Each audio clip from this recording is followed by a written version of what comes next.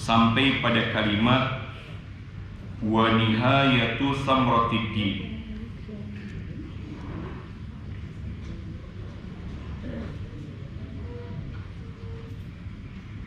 Bismillahirrahmanirrahim. Ila qala musannif rahimallahu nafa'ana bihi wa bi'ulumihim fid dharain amin. Qala wa nihayatu samratid din fid dunya tahsilu ma'rifatillahi ta'ala. Masyaallah, kalimatnya jelas gitu ya kalimatnya.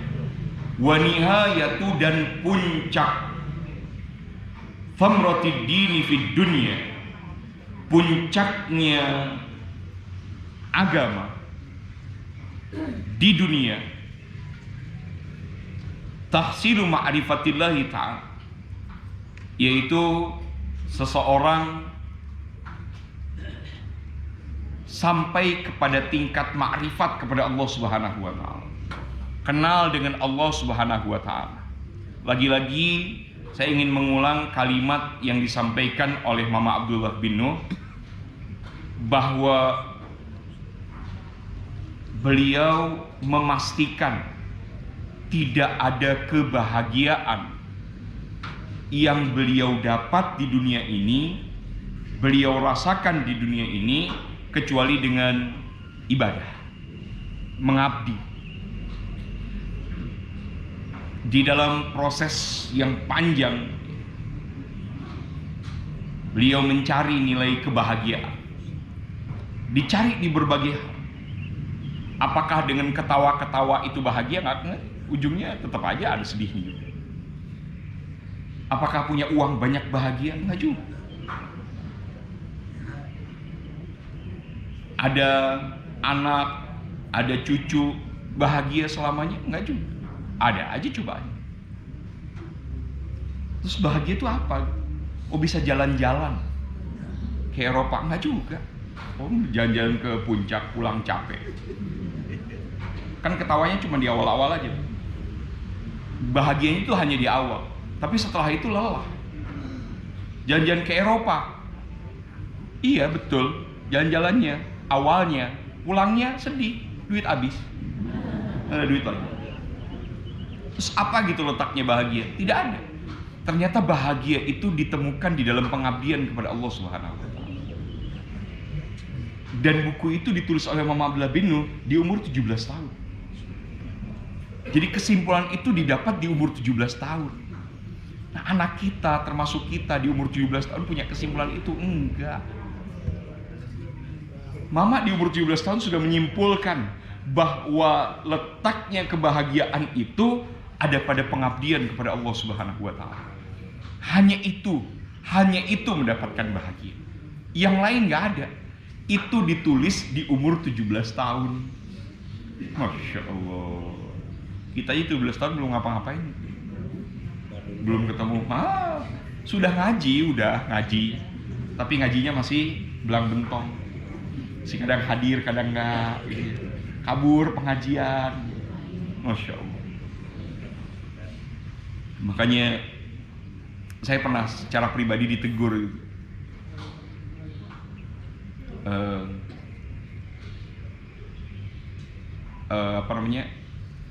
anak ujian bahasa Arab dapat, anak SMP ujian bahasa Arab dapat nilai 70, dan 70 itu belum KKM, belum memenuhi standar minimal 70. Salah satu yang kemudian sempat, kok 70 sih, kan kamu anak pesantren kok dapat nilainya 70. Terus ditegur gitu, seperti ditegur. Lah dulu waktu masuk pesantren umur berapa? Oh iya, saya masuk pesantren SMA ya. Emang dulu waktu masuk pesantren sudah bisa bahasa Arab? Oh iya, baca Quran juga belum ya? Nggak jadi marah, nggak jadi dimarahin. Tapi ditegur gitu. Artinya ada masa di mana kita tidak mengalami apa yang dialami oleh orang lain, justru di masanya dia lebih unggul, lebih baik gitu. Dan itu yang kemudian membuat kita ya tidak merasa bahwa kita sudah sampai pada sesuatu, sudah mendapatkan sesuatu, sudah mengerti sesuatu gitu. Anak SMP belajar nahwu sorof sudah dapat 80 lah, kita dulu belajar nahu sorof umur berapa? Gitu. Ibu-ibu ikut nahu sorof yang hari Ahad umur berapa? Habis itu pada bubar. Kenapa? Karena ujian, ulangan jadi ibu-ibu. Ibu bilang nggak mau mau ikut belajar tapi nggak mau ulangan. Sampai gurunya bilang nggak apa-apa, ibu-ibu ulangan, ikut ulangan, nyontek juga nggak apa-apa. Tetap aja ibu-ibu nggak mau, gitu ya. Selanjutnya, wa tahsilul unsi bi dzikrillah ta'ala. Dan mendapatkan uns, ketenangan. Dengan apa? Dengan zikir kepada Allah. Jadi Imam Ghazali ingin memberikan kepada kita arahan bahwa ibadah kita ujungnya harus ma'rifat. Di dunia ini, kalau kita ingin menyebut sebagai seorang muslim, mukmin, maka nikmatnya yang kita dapat dari keislaman kita adalah dengan makrifat kepada Allah Subhanahu wa taala. Itu tugas utama. Bagaimana mendapatkan ketenangan? Cara mendapatkan ketenangan, Imam Ghazali memberikan arahan kepada kita. Gimana cara mendapatkan ketenangan? Dengan zikir kepada Allah Subhanahu wa taala. Mengingat Allah Subhanahu wa taala dengan berbagai cara. Karena cara mengingat Allah itu banyak. Ada dua proses yang penting di dalam hidup, zikir dan fikir. Yang keduanya nggak boleh dipisah. Berzikir dan berfikir. Itu keduanya tidak boleh dipisah. Dan disebut oleh Imam Ghazali. Wal uns yahsulu bidawami dzikri. Ketenangan hanya didapat dengan terus-menerus berzikir. Berhenti berzikir, uring-uringan gitu. Berhenti mengingat Allah Subhanahu wa taala, kacau pikiran kita. Berhenti mengingat Allah Subhanahu wa taala, enggak tahu arah hidup kita. Enggak jelas. Jadi kalau ada orang masih bertanya, sebenarnya saya di dunia ini mau ngapain sih? Itu pertanyaan menunjukkan bahwa dia kehilangan Allah. Di dalam dirinya lewat apa? Lewat ikatan dirinya dengan zikir kepada Allah Subhanahu wa taala. Dia kehilangan, seperti orang yang telanjang padahal dia berpakaian. Zikir itu harus jadi pakaian. Kalau zikir tidak menjadi pakaian, zikir dalam arti seluas-luasnya gitu ya, termasuk diantaranya wirid, membaca wirid, hizib. Ada yang bertanya, apakah Majmu'atul Aurat yang dibaca oleh ibu-ibu dan bapak-bapak itu sudah diijazahkan? Sudah, Pak. Ijazahnya umum. Dengan diberikan dan tidak dijual, itu menunjukkan ijazah umum dari Majmu'atul Aurat. Jadi diberikan, itu ijazah umum. Termasuk semua wirid yang ada di dalamnya? Iya. Termasuk semua aurat yang ada di dalamnya. Termasuk wirdus sakron? Naam. Termasuk wirdus sakron. Yang kata orang itu berat wirdus sakron. Itu wirdus sakron bukan wirid ringan, Pak. Hizbun Nasr al-A'da itu bukan wirid ringan. Tidak bisa orang baca wirid itu dibaca banyak tanpa dilatih. Nggak bisa. Belum pernah baca wirdus sakron kemudian baca wirdus sakron 100, oleng, Mbak. Kayak makan obat berlebihan. Jadi betul sudah diijazahkan, tapi dibacanya wajar. Abi memberikan arahan kepada kita. Wirid yang ada di Majmu'atul Aurat itu dibagi menjadi 7 bagian. 7 bagian itu apa? Tepat sebelum subuh, setelah subuh, kemudian zuhur, asar, maghrib, isya, dan sholat malam. Jadi dibagi menjadi 7 bagian. Itu diwiridkan terus menerus. Wal ma'rifatu tahsulu bidawamil fikri. Adapun makrifat kepada Allah Subhanahu wa taala itu didapat dengan terus menerus berpikir. Berpikir tentang apa? yang paling utama berpikir tentang kebesaran Allah Subhanahu wa taala. Jadi berpikir tentang kebesaran Allah, melihat kebesaran Allah Subhanahu wa taala lewat apa? Lewat semua ciptaannya. Aneh, ada orang, ini bahasanya sebenarnya sederhana gitu. Ada orang dengan hobinya mengejar untuk mencapai puncak gunung. Tapi masjid yang dekat nggak sampai. Puncak gunung dikejar, Pak. Sampai harus summit di tengah malam. Sampai ke ujung puncak itu. Dan kemudian berfotoria di pagi hari, menikmati matahari terbit. Tapi nggak sholat subuh. Padahal ketika dia berangkat di dalam perjalanan menuju puncak gunung, dia ketemu dengan hutan belantara yang lebih besar dibanding dia. Bahkan dia tahu bahwa di situ ada makhluk lain selain daripada dia. Yang dia hanya bisa menundukkan dengan apa? Dengan terus-menerus mengingat Allah Subhanahu wa taala. Nggak bisa dia. Sampai di puncak bukannya mikirin apa? Kebesaran Allah, yang dipikirkan apa? Yang dipikirkan adalah foto.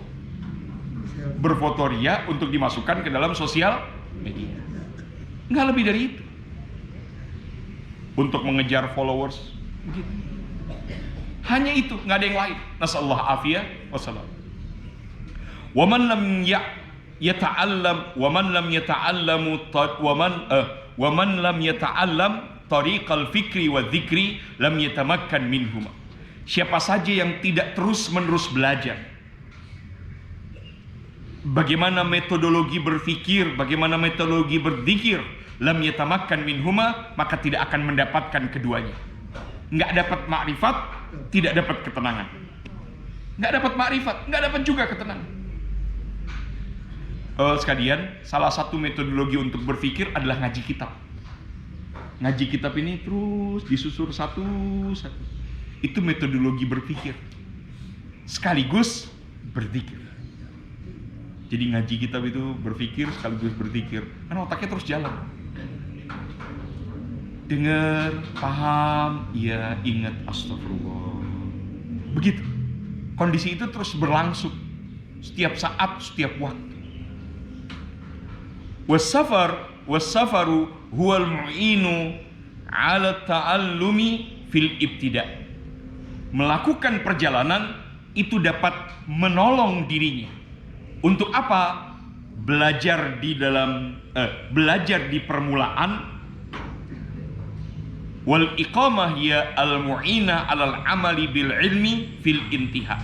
Sedangkan berdiam diri, uzlah, nggak kemana-mana, itu dapat menolong dirinya untuk mengamalkan apa yang sudah dia dapat. Jadi perjalanan itu untuk mengambil ilmu sebanyak-banyak. Sedangkan berdiam diri uzlah itu adalah untuk mengamalkan ilmu sebanyak-banyaknya. Fil intiha, hingga sampai kepada proses akhir. Maka kemudian Imam Ghazali nanti akan menyampaikan kepada kita sindiran yang cukup keras kepada mereka yang terus-menerus melakukan perjalanan yang membahayakan. Jadi melakukan perjalanan yang membahayakan dalam hidupnya. Nggak sempat berpikir, tidak sempat berzikir, ternyata umur tua sudah datang. Jadi umur tua itu udah datang, selesai bekerja pensiun ternyata sakit. Nggak sempat datang ke pengajian, nggak sempat kumpul-kumpul wirid zikir berjamaah, belum sempat dawam datang ke masjid, sudah sakit sampai dipanggil sama Allah Subhanahu wa taala. Habis waktunya untuk mikirin duit. Disebut sama Imam Ghazali. Ya Allah, mudah-mudahan kita diselamatkan oleh Allah Subhanahu wa taala. Sekalian yang sehat, yang terus-menerus diberikan afiah sama Allah Subhanahu wa taala. Jadi kita bisa ketemu terus di tempat ini. Ibu-ibu juga jaga kesehatan. Mudah-mudahan Allah Subhanahu wa taala jaga kita semua. Bi barakati Hizbun Nasril alal Ada. Al-Fatihah.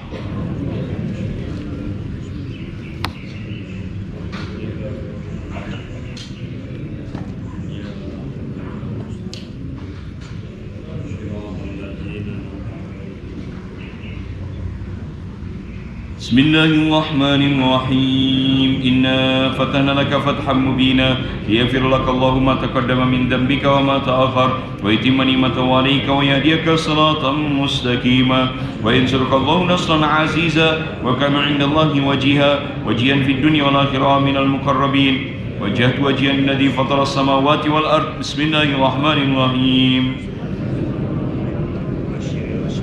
وبشر المؤمنين يا أيها الذين آمنوا كونوا أنصار الله كما قال عيسى ابن مريم للحواريين من أنصاري إلى الله قال الحواريون نحن أنصار الله الله لا إله إلا هو الحي القيوم لا تأخذه سنة ولا نوم له ما في السماوات وما في الأرض من ذا الذي يشفع عنده إلا بإذنه يعلم ما بين أيديهم وما خلفهم ولا يحيطون بشيء من علمه إلا بما شاء وسع كرسيه السماوات والأرض ولا يؤوده حفظهما وهو العلي العظيم بسم الله الرحمن الرحيم وأنزلنا هذا القرآن جملا رأيته خاشعا متصديا من خشية الله وتلك الأمثال نضربها للناس لعلهم يتفكرون والله الذي لا إله إلا هو عالم الغيب والشهادة هو الرحمن الرحيم والله الذي لا إله إلا هو الملك القدوس السلام المؤمن المهيمن العزيز الجبار المتكبر سبحان الله عما يشركون والله الخالق البارئ المصور له الأسماء الحسنى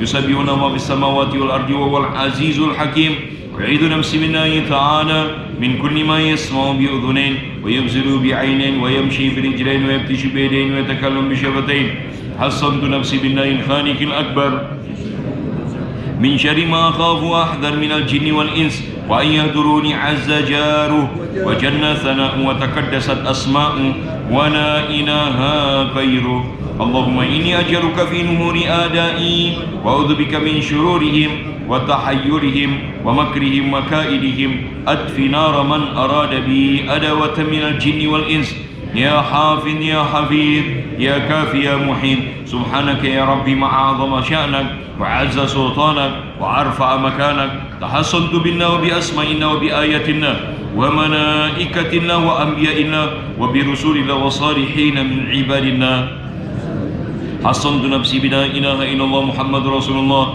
صلى الله عليه وآله وسلم اللهم رسني بعينك التي لا تنام واكنفني بكنافك الذي لا يرام وارحمني بقدرتك علي فلا أهلك وأنت ثقتي ورجائي يا غياث المستغيثين يا درك الهالكين اكفني شر كل طارق يترك بليل أو نهار إن طارقا يترك بخير إنك على كل شيء قدير بسم الله أرقي نفسي من كل ما يؤذي ومن كل حاسد الله شفائي بسم الله ركيت اللهم رب الناس أذهب البأس اشفي أنت الشافي وعافي أنت المعافي لا شفاء إلا شفاء لا يغادر سقما ولا ألما يا كافي يا وافي يا حميد يا مجيد ارفع عني كل تعب شديد واكفني من الحد والحديد والمرض الشديد والجيش العديد واجعل لي نورا من نورك وعزا من عزك ونصرا من نصرك